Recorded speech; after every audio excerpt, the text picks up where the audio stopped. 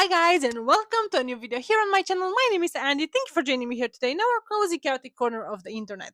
Now if you're new here, we do a lot of bookish media fun videos here on the channel, and if this sounds like something you would enjoy, make sure you hit that subscribe button. It really helps. If you're returning, kisses, thank you for coming back. I love you the most. Okay, so for today's video we're gonna do a build a bear type of a thing, but the cozy chaos version, okay? And we're not gonna actually build a bear, though that might be fun. Anyway, we're not gonna actually build a bear, we're gonna actually build a TV show. And we're gonna build the perfect ideal, in my opinion, Empyrean TV show. And today we're gonna focus specifically on season 1. So without further ado, let's get into it. Okay, perfect. So you're gonna see me looking at the screen quite a bit because there's quite a lot going on. I cannot remember every single little detail because I've spent quite a bit researching everything for you guys. I've prepared a bunch of resources. I have a full casting list. I have a production house. I have locations. I have everything that you could think of. I think I have music. I have a bit of everything. Okay. So yeah, I'm gonna start taking them one by one. Okay, but basically, Portland will become a TV show. This is exactly how I would build it, okay? And some some casting, some may be controversial. Maybe you have a different opinion. If you have any other ideas, you make sure you let me know in the comment down below, because I would love to do this together with you. Maybe we do like a second part or something in which is your choice, and we can do maybe a voting pool and rebuild everything using the same model, but your choices instead, and we can do some votings and stuff. That might be fun. So let me know if that sounds like something interesting. But for the time being, this is how I will be the whole thing, okay? And I was mentioning I was researching quite a bit. So I had a bunch of fun doing this, and I actually found out some very interesting things that I might share with you along the way. So yeah, let's just get into it.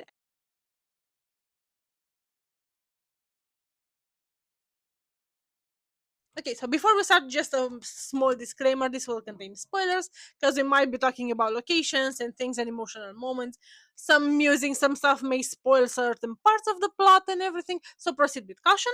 That's your warning to say it like that. But if you know the book, if you read it, if you know what's going on, and yeah, make sure you stick with us until the end, and yeah, let me know your thoughts along the process. Okay, so I'm gonna start again, going back to the vision, okay, or the tone. We're gonna set the vibe first, okay? So this will clearly be a fantasy romantasy type of adaptation, okay? Not will It will not go in dark fantasy in a spicy type of way. It will very much be very heavy fantasy based with a strong romance plot. So this is how I see the whole thing, okay? Now in my ideal TV show, the whole structure will be the old fashioned type of TV show if you want. So that will be the long ass seasons with 20 something episodes. I haven't done an episode split by actions and everything. That might be fun for a different video. Again, if that sounds funny, let me know. But we're gonna do like the big picture. We're gonna prepare and set everything up. So yeah, in terms of the structure, we will have 20 something episodes, and there will be the 40 minutes ones, because we need a lot of time and space to just make sure we dig deeper into everything. Okay, we know that the fantasy is the main thing, okay, and that will have to be showcased properly. The whole world building, the everything, it's phenomenal, okay. But the romance doesn't need to lack either, because it's a strong component. The main love story between Xaden and Violet, it's a strong thing in the first book. Not only, but we're strictly referring to the strong first book. And of course, later on we're gonna have some other things happening as well, but I think this should be portrayed properly, like a heavy stepson if you want, okay. So basically I want emotional intensity wrapped in war, power, and survival. Okay, so that's what it's my vision. If I had to sum it up in one sentence, that would be it. Okay, so yeah, I think that would be all in all the vision that I have around those lines. So let's just go ahead with the production team. Okay, for the production team, I did try to go with the main people that we want in the team. Okay, so there are a lot more that we would need for the whole thing, but for the sake of this video not being 5 hours long, we're gonna do just the main people. Okay, and again, one small disclaimer that I haven't mentioned before we go into the production team: the budget. We have unlimited budget, okay, guys. So this has no restriction or nothing like that. So we have a limited budget to do whatever we want. Okay, so this is my video. This is the whole thing. We're not doing this low budget by any means. So yeah, unlimited budget. So that's no restriction nonetheless. Okay, moving on, as I mentioned, to the production team, and I'm gonna start with the showrunner or the producer. Okay, and I picked an executive producer and two others that will be part of the whole production team. Okay, now, first of all, the executive producer for this, I'm thinking should be Francesca Gardiner. Again, I'm sorry if I'm gonna misspell the names. I suck at this. You guys know me better than that. I am very bad at doing that, but I believe this is how her name is pronounced. Again, maybe wrong. Don't come at me in the comments, okay? And she's the lady that actually produced Succession, his Dark Materials, around those lines, so you can have an idea. Now, why I think she has a very strong emotional complexity, especially when it comes to the dramatic scenes and the power of certain scenes. I think she's the best for that. Therapy? This way for the therapy. Not necessarily, she does have some experience with the fantasy as well. On your knees before the authority of Albert.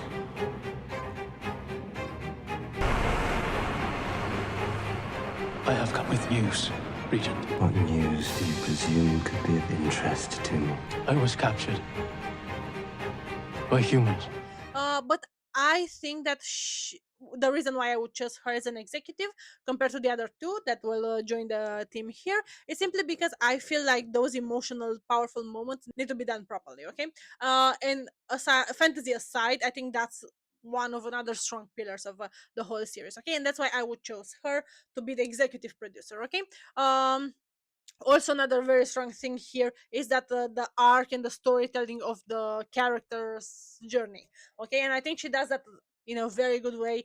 She did a very good job in any other show that she worked with, so I think she will be a very good contender to be our executive producer here. So we have our first hire if you want for our TV show here. Then in the producer or showrunners team, I would add here two other producer. First of all would be Ryan Candle. I hope again I'm pronouncing it right, and he's a guy that basically worked in House of the Dragon. You will see that there's a lot of Game of Thrones House of the Dragon people that will join my team simply because I think we need that type of energy of the dragons and the whole thing. So it made sense in my head. Okay, so yeah, basically I love the way he built the whole structure for House of the Dragon. Even though the second season was a bit more slow, I believe we talked about that previously. I do think the structure and the whole anticipation was built very well. Okay, and I think he understands first of all the political systems. If you know, you know. Also, he understands the dragons, and he made them just part of the story.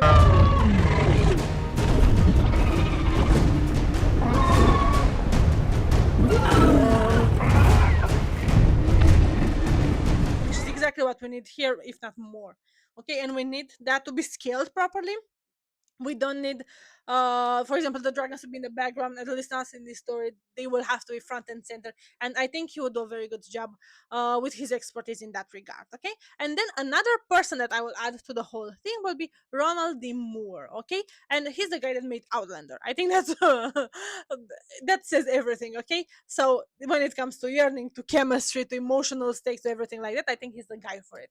And I think they can each add their piece of expertise, and we can build a very beautiful team here that will do perfect lead decision making on the most important aspects of this season. Okay, now this will be our production or producer team rather than production team. Okay, then we're gonna move to the directors. Now, for the directors, I have only one pick. I know that usually, I know that sometimes they can go with multiple directors, but I have one main one that I want to go with here because basically what I want is someone that can direct intimacy, that can direct war, that can direct also battles and dragons and tension, and I want someone that can do all. Okay, and I do believe that there are certain people that are excel in one of these parts, so most probably along the lines when there will be certain episodes more heavy in one direction or another, we might bring some other people to the team, but overall I did pick one that I think it's has a very good expertise in a bit of everything, type of a way. Okay, and that will be Miguel Safognik.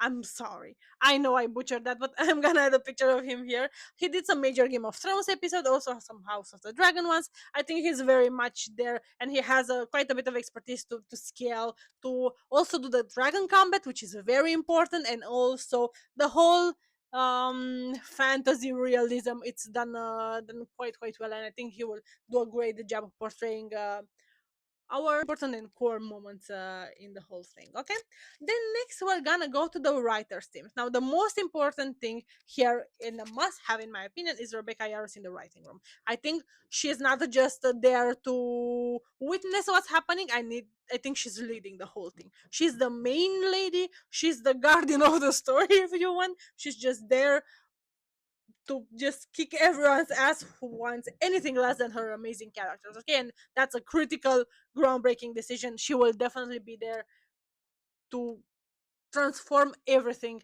exactly in her vision. Okay, and keep everything very much true to the story, to keep their voice, to keep the tension, the pacing, the everything. Okay, now, aside from her being there, the main lead in the writing room, I do have a bunch of other people that I would like to join in. Actually, three other people in the writing room. Okay, first of all will be Moira Whaley Beckett. Okay, and that because I think she writes very well, phenomenal, emotional pressure type of a situation. I think she would be great on that. Then we have Jane Espenson. I hope I'm pronouncing her name right again, and that's because I think she's one of the veterans when it comes to fantasy writing. Okay, she did Buffy the Vampire Trainers, Game of Thrones, again very well done, and I think she's very good at adapting stories, which is very important here, and I think she'll be a core member of Rebecca's team here in the writing room.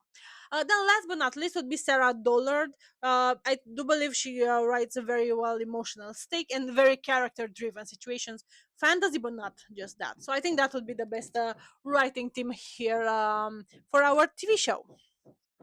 Next, moving on to the director of photography. Okay, and I think this will determine the way it will look everything and how prestigious will look, and will make the difference. Actually, it will make the difference between the prestigious fantasy world and just a cosplay, which we don't want for sure here. So I think for this the best fit will be Fabian. I think it's Fabian Wagner. He actually shot the Game of Thrones. Okay, and I think he understands the scale. He understands the darkness without losing too much details. We need someone that can build that fantasy atmosphere. Okay, um, and I think he will be the best to lead, to be the director of this. A co-director, if you want, that I will bring on for his expertise as well, would be Greg Fraser. He actually did the Dune.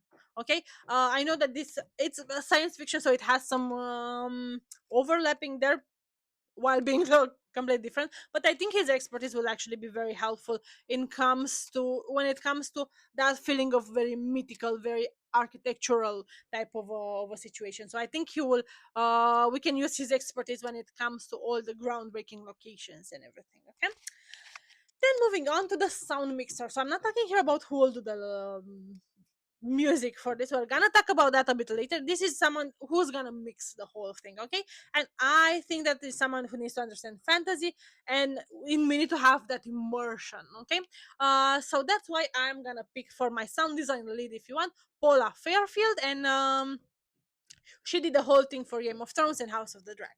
Again, I'm keeping the same vibe because I think that would be that's a very good standard, if you want, when it comes to a dragon TV show done very well. Okay, and yeah, that's clearly not negotiable for me.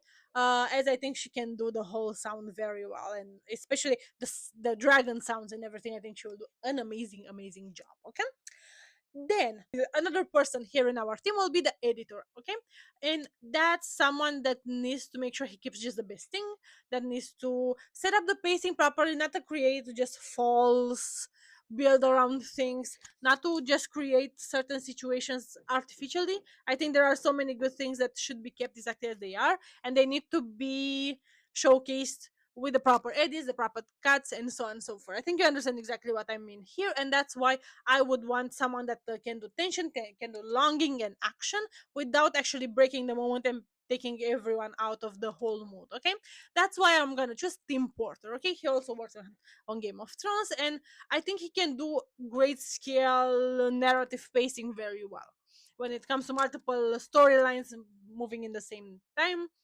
I think he did a great job there, and I think he will be amazing here as well. Then we're on the last two components of our production team, and we're gonna move to visual effects. And in this So even though I want to use a lot of real locations as the ground base, we will need some visual effects as well. Well, first for the location, and second and most important for the fucking dragons and the signets and everything like that. And that's why we're gonna go with Weta FX. And if you don't know these guys, then let me just tell you that they are the people that did Avatar. I think that says everything, okay? And I actually found a very fun fact, just a small parenthesis here. They will actually work on Avengers Doomsday as well, and I was mind blown when I found this out. I was not expecting this.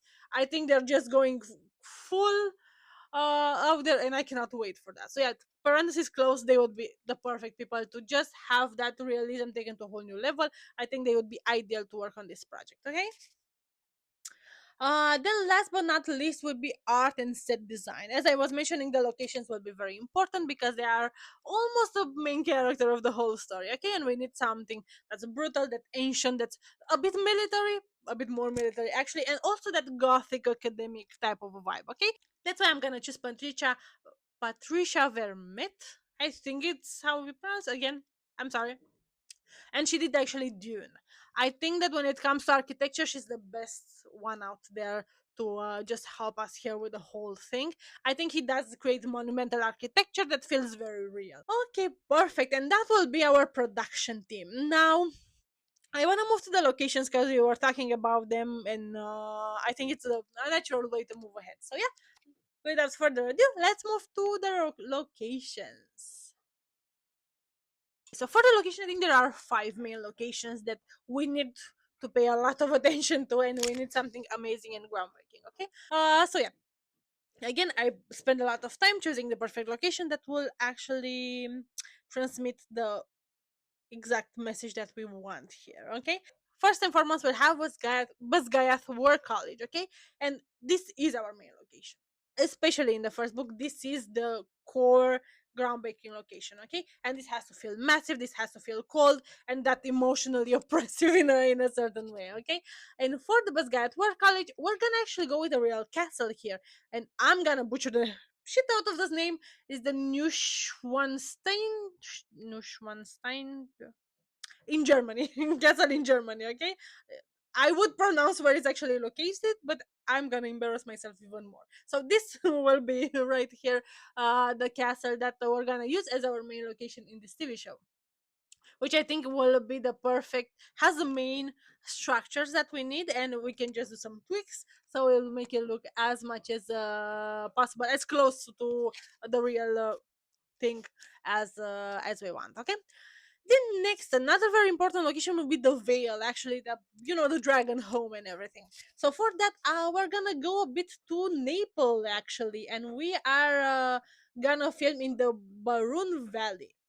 Now, tell me this does not look just as the dragon home, dragon Vale layer, if you want in the book, because I think it's exactly there. We might need to do some tweaks, but I think it's the perfect place to just put the dragons in, you know. Then we're gonna have the outpost, and there will be the Athebine outpost. Again, I cannot remember how that is pronounced. I suck at this. Okay, nonetheless, uh, for that we're gonna go to another castle, and that will be the Dungwire Castle. Watch me butcher this for the longest of time, okay? And this will be in Kingvara, Ireland. Okay, I think this would do it justice. I think it will look amazing. It will be exactly the outpost vibe that has been described in the books. I think it's very close to that, and it will be an amazing location. Then we're gonna have the Scribe Quadrant, and yeah, that's a mouthful as you can imagine. And for that, we're gonna go to an actual library, and the library of the Trinity College Dublin. Of course, look at this. I mean, look at this. It's exactly, that's the Scribe Quadrant if I've ever seen one. Okay, so that is gonna be the perfect ideal location for that. And last but not least would be Thirendor, okay? And for that, we're actually going back to Ireland, to the Cliffs of Mother, and this will be in the Republic of Ireland, okay? And look at these pictures. Tell me this does not look so close to Thirendor and the whole location around the castle. I think it will be perfect. Some tweaking necessarily, of course. This is just the raw thing, but I think it will be the perfect location for us here. Okay, great. Now that that is out of the way, let's move to the next component here, which will be the music or the soundtrack. Now we both know what we need. We need something that will make the show come alive. I think the music is the one that drives everything. It's like, I don't know what to compare it with. I feel like I should add I should insert a sport reference, and I cannot think of one for the life of me. I don't know, playing catch, okay, something like that. I don't know. That sucks, but the idea is that music will take it to a whole new level, okay?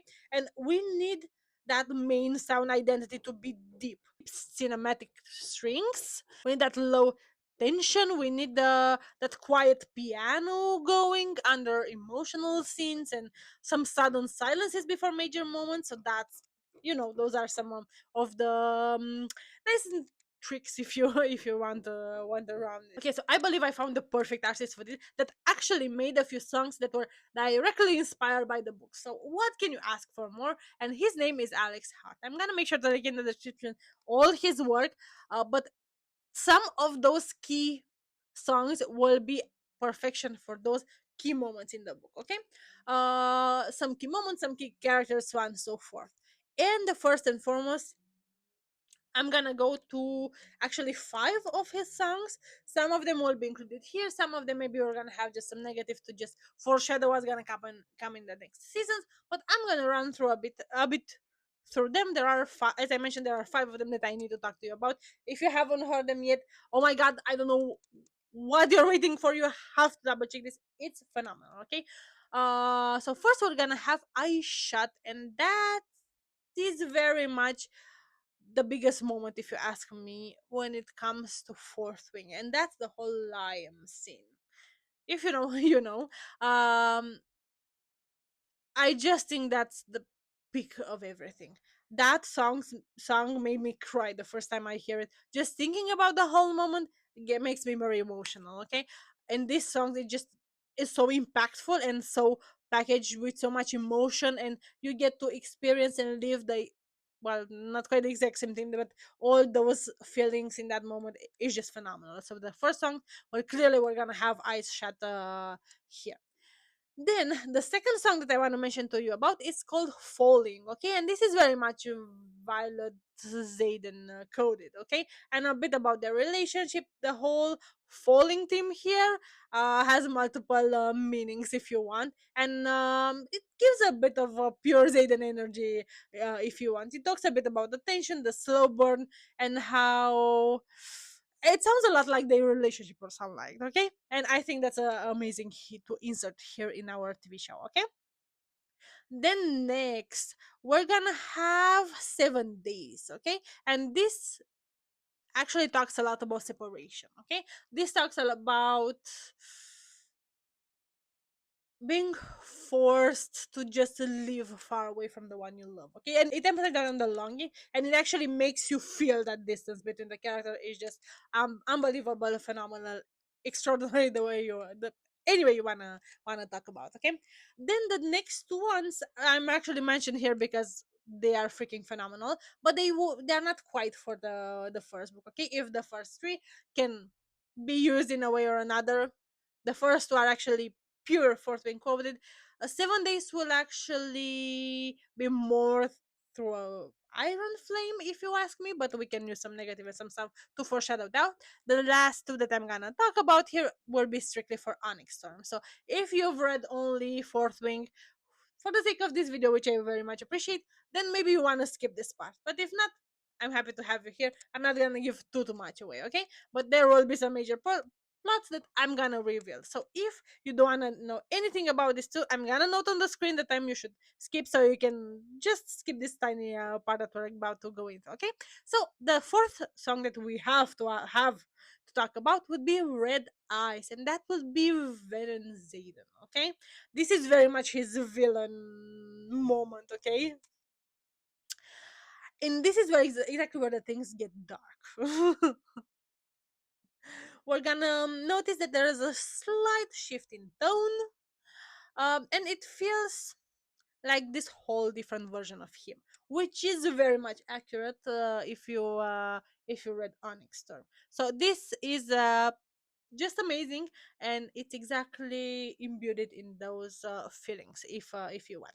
Now last but not least, it's very much about Dain, and it's called Eyes on Me. And it's more, so this song clearly surprised me. Okay, Dain was not my favorite characters, but he grew on me. Okay, and with the whole Eyes on Me situation in Onyx Storm, I think he's growing more and more every day. And this song is quite about that moment, and it does replicates very well Dane's perspective in the whole thing.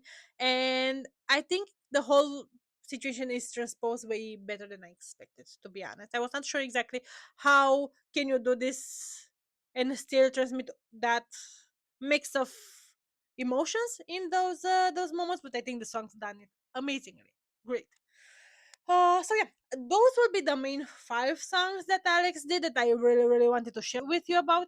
I'm gonna link in the description the whole thing. I actually have a bunch of other ideas for of songs that can be included in this, like a soundtrack type of a situation. I'm gonna make a whole playlist and link in down below. We're not gonna go through all of them because those I think are the deep coded that have to be there. The rest can always be a bit more justice. But those are our core soundtrack songs for the TV show here, okay? I believe we have one big part left here, and yes, that would be the casting. So, are you ready for this? I'm not sure I am. I think this is will be the most controversial part of the whole video.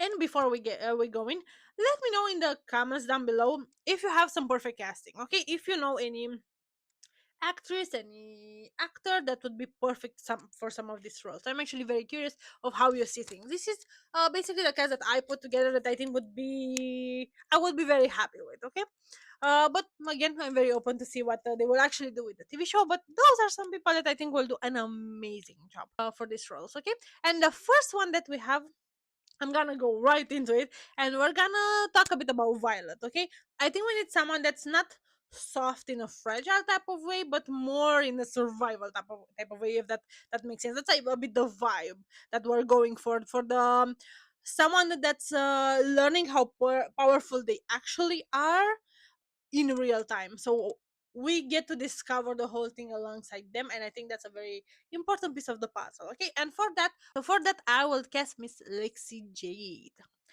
Next, I believe this will be the biggest, most controversial take of them all. That would be Xaden. Now, I don't believe that we have the perfect person that I'm aware of at this moment that could do this role to the full extent. Okay, at least I cannot wrap my head around it. Is that type of character that I believe it's close impossible to cast, but I try to do as close of a job as possible. And I'm not sure if any casting ever will do him justice properly, but I do hope both me and them they will do a good job. Okay, well, let me know if you have any ideas. I would love to hear them in the comments. Okay, and we need someone controlled. Okay, someone that his level of self control is at a whole different level, but not loud, more in the mysterious, subtle type of a way that doesn't take space. He controls the space, type of a vibe. Like he's the weight in every pressing silence type of a situation here, okay? And for that, we're gonna go with Ian Yim. I believe his name is pronounced Ian Yaman or something around this line. Again, if I'm mispronouncing, I'm apologizing for that in advance. But that would be this guy right here. I do believe he does look pretty good for the part. I hope he can deliver the emotional angst and everything that we need here. But I believe he would be an acceptable choice for this role. Okay. Then next we're gonna go into more of a side characters here if you want, and I'm gonna start with Rhiannon. Okay, so for Rhiannon, I think that the best cast here would be Hale Bailey. I think you know her from Little Mermaid or Yumi and Tuscany. I think she would be quite great for the role here. Then we're gonna have Riddick, and for him, I was actually thinking about Solo Mardiguena. He's the main character in Karate Kid TV show. Okay, then we have Dain, and that would be Mason Thames. I think he will do an amazing job playing Dain here. I think he has the range to showcase him in all the moments.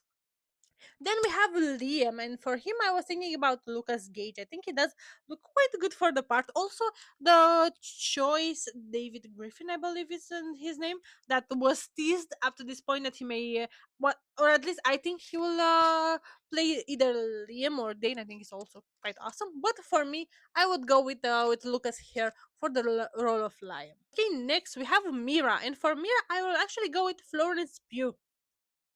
I think she does encapsulate that female badassery energy, and I think she would be great for that. Then next we will have Miss Lilith Soringale, of course, and that would be Hannah Wenningham. No more words needed here, I believe. Then we have Jack, and for Jack, I was actually thinking about Tanner Buchanan. I'm gonna add him here. I believe you also know him from Karate Kid. Then we have Jasenia, and for her, I was actually going with Haley Steinfeld. I love her so much. I do believe she has the range to transmit all the things that needs to be done here. Plus, she will do a great match with Lucas here that plays Liam. Just saying, that might be fun. Then next we have General Melgren, and for him, of course, we need someone powerful, someone that can deliver that imposing tone, and that's why I'm gonna go with Ralph Fiennes here, because it makes sense that our Voldemort here will be the one that will take on this role. Next, we're gonna have Colonel Athos, and first we're gonna need someone that looks like Mason here, because father and son type of a situation, and I'm gonna go with Benedict Cumberbatch. I think those would be quite a pair together, and of course, Benedict Cumberbatch has all the range in the world to deliver exactly what we need from him. I think he will have more of time to shine in Iron Flame, but he should be here nonetheless, present in Fourth Wing as well. Then some other characters that some of them may appear in this season, some of them may not. Maybe we'll have later on, but I'm gonna give you the full list of people I was thinking about. Then we're gonna have Brennan, and for Brennan, I was actually thinking about Finn Jones. So he's the guy that played Iron Fist. I do believe he does look for the part. I know he can act for sure, and I think he would be quite awesome to play Brennan. Okay, next we have Asher Soringale, and we don't actually get him, but we do have a bunch of flashbacks and stuff, and I think he's an important part here, and that's why we're gonna go with Michael Fassbender. No need to further explain myself here. I do believe he will do a great job, and again will look very nice next to Miss Hannah here. Very much husband and wife vibe. Next, we're gonna have Garrick, and that will be actually played, at least in my TV show here, by Gavin Casalegno. I I'm just gonna add here that I apologize for everything, okay? So yeah, I think he would be very nice for the role of Garrick. I think he can do funny, I think he can do goofy, but also not dumb, more of around those lines, okay? Next, we're gonna have Professor Markham, and that should be no other than Mr. Keanu Reeves here. I think he first looks for the part, and second, I think he would be quite great in that role. Okay. Next, we have Professor Carr. Okay, and that would be Sean Bean. It has to be Sean Bean. We don't. There is no iconic TV show without Sean Bean, and that's why we're gonna make sure that is happening here as well.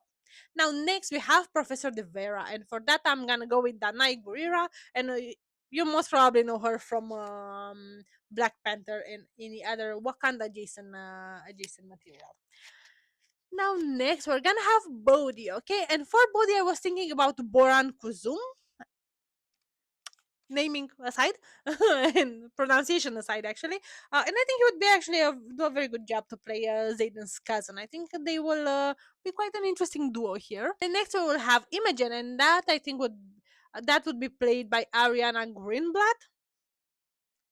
Then we're gonna have Sloane, and for Sloane, I was thinking about Freya Allen. I think she would be amazing for this role. Then we have Kat or Kationa, and that would be Makina Grace all day. Okay, she was born to play this role. I think she will be phenomenal, and I'm just completely obsessed with her. I love her so much. Then next we have Eric, and for Eric, I will go with Roberto Aramayo, because first of all he has the range to transmit everything that we want to transmit here with the role, and he also looks amazing for the part. Then next we have Sawyer, and for Sawyer, I'm gonna go with Johnny DeCenzo. Again, I believe you know him from Karate Kid, the TV show as well. Then we have Xaden's father, that would be Fenn Ryerson. And for that, I'm gonna go with Carl Urban. Now, if he doesn't give you masculine energy through all his pores, nothing will. And I believe that's the exact way I am imagining Xaden's father to be like. And also on the second part, we have his mother, and that would be Talia Ryerson. And I was thinking about Cindy Crawford for this. I do believe she's I don't think she would do an amazing job. No contest there. But she will also look great for the. Then we have Major Varys, and we need someone specific for this. And I was thinking about Clancy Brown. And that would be our main actor casting. Okay, I do have three other mentions to make here, but that's more for the voice of our three main dragons here. So the voice of Tairn, I was thinking he could be Idris Elba. No need to fight me on this one. I know you agree with me. Then for the voice of Sigil, we need someone sassy and with strong personality. And I was thinking about the goddess itself, Emma Thompson. And the last but not least, we need someone for Andarna, don't we? Someone that has a range of different voices and would be quite fun and sassy as well. And I was thinking about Millie Bobby Brown. I think she will do an amazing job, and it would be so much fun to just play around with it. Okay. And with that, I we did finish the casting for our first season of the TV show here. Now, with that being said, I do believe we cover all the main important aspects of the TV show in terms of structure, budgeting, the main production team, also casting, location, music, everything like that. So this is how basically I see it. This is my final concept, if you want. Okay, and when it comes to overall, I think this team that we built together and the whole thing that we said here will be able to summarize the book in the best way possible, will adapt it, and I think they will have enough time to just showcase everything that has to be showcased, to give us all the emotional moments, to give us also the badass moments, the angst, the tension, everything. I do believe they will do the best job. We do have a lot of character driven moments, which the team should clearly be able to do it the top level, and while also focusing on the important pillars, which are is the romance, which is the war aspect, and so on. So for the coming of age to a certain extent, a bit of enemy to lovers, all the good things there. So yeah, I do believe all in all we have made ourselves the perfect season one of the Empyrean TV show. I do believe I'm gonna wrap things up here. Make sure you let me know in the comments down below will be the perfect casting. If you have any other ideas about some good production team, any locations, anything that you want to maybe change or add or anything like that, and let's just build it up on this in the comments down below. Okay, aside from that, in the description you can find anything that I mentioned here, all the resources, all the playlists, all the good stuff.